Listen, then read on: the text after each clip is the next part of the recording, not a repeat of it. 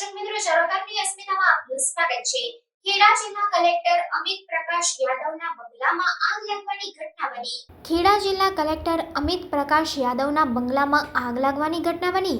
નડિયાદના Pij road ઉપર આવેલા collector બંગલામાં આગ લાગવાની ઘટના સામે આવી। બંગલાની એક રૂમના એસીમાં શોર્ટ સર્કિટ થતાં આ આગ લાગી હોવાનું અનુમાન લગાવવામાં આવ્યું છે। ખેડા જિલ્લા કલેક્ટર સહિત RAC પ્રાંત મામલતદાર, ચીફ ઓફિસર સહિતનો કાફલો બંગલે પહોંચ્યો। જે આપનો પરિચય આખી ઘટના શું બની છે? મારું નામ સુરેન્દ્ર એસ નીનામા, મામલતદાર ડિઝાસ્ટર મેનેજમેન્ટ સેલ નડિયાદ।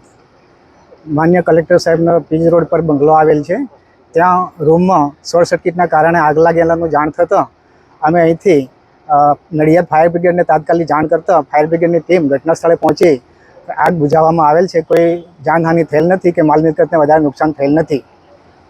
કોણ હાજર છે હાલમાં?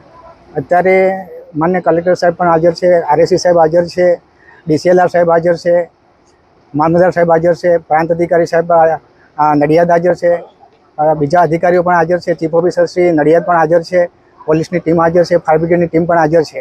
મુખ્ય કારણ શું હતું આગ લાગવાનું, એવું જાણવા મળ્યું? એવું કંઈ જાણવા નથી મળ્યું ખાસ। શોર્ટ સર્કિટના કારણથી છે એવું।